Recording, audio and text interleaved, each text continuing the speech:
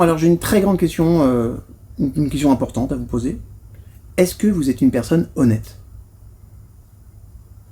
Est-ce que à l'intérieur de vous, vous pouvez dire tiens, je suis une belle personne, je suis plutôt empathique, je suis plutôt sympa, je suis plutôt bienveillant, bienveillante? Si oui, je vais vous expliquer comment les autres vous perçoivent. Je suis tombé sur une étude incroyable. Il y a des chercheurs japonais qui ont mené une expérience et testé comment la décence et l'honnêteté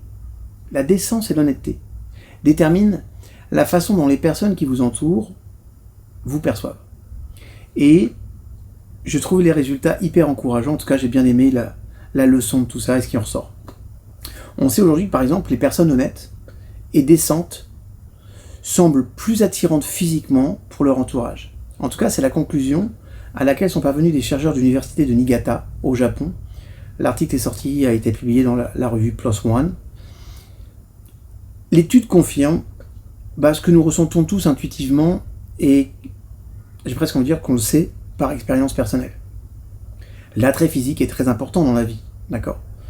Les gens ont tendance non seulement à attribuer au beau visage des traits de personnalité positifs, mais aussi à se montrer plus indulgents à l'égard des comportements contraires à l'éthique. On sait aussi que les belles personnes sont plus susceptibles de réussir leur vie personnelle, les autres sont plus enclins à les aider et ont plus de chances d'avoir une bonne carrière. Mais en réalité, les gens jugent instinctivement l'attrait d'une autre personne en examinant non seulement les caractéristiques physiques, donc une peau nette, une symétrie de visage, mais il y a aussi d'autres facteurs, la coiffure, l'expression faciale, les odeurs, l'inclinaison de la tête, tout ça. En plus de tout ça, les informations sur les traits de personnalité influencent également la manière dont les autres évaluent l'apparence. Si on dit de vous que vous êtes une personne, vous êtes gentille, vous êtes généreuse et amicale, et les personnes vont vous trouver plus attirant, plus attirante. Si vous parlez d'un ami en lui disant voilà, cette personne, elle est vraiment gentille, elle est généreuse, elle est amicale, elle est bienveillante, on va la trouver plus attirante. En revanche, si vous découvrez qu'elle est égoïste, qu'elle est peu aimable, son évaluation va baisser immédiatement. Donc ces chercheurs japonais ont cherché à déterminer comment l'apparence affecte la perception de la décence d'une personne. Et pour ça, en fait, ils ont mené 4 expériences, impliquant un total de, je crois, plus de 660 personnes, des hommes et des femmes. Les participants ont vu des photos des deux sexes, portant des vêtements différents, d'abord sans aucune description, puis avec une description de leur trait de personnalité. Dans chaque cas, les participants devaient décider de la beauté de la personne sur la photo, ainsi que d'autres caractéristiques. Eh bien, il s'est avéré que les personnes sur les photos décrites comme honnêtes, comme décentes, ont toujours obtenu un score plus élevé sur l'échelle de l'attractivité physique que celles qui étaient malhonnêtes. Alors c'est indépendamment de leur sexe ou de leur style vestimentaire, d'accord? Autre chose, les personnes honnêtes apparaissent non seulement plus belles, mais aussi plus intelligentes, plus indépendantes, plus amicales et plus agréables à aborder. En tout cas, ces résultats démontrent la force du stéréotype selon lequel une bonne personne, elle est belle en tout.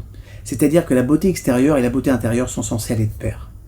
Et ça montre également que l'attrait facial, c'est un concept extrêmement vague qui dépend de nombreux facteurs, qui dépend de circonstances différentes. Et ça, c'est important de le noter.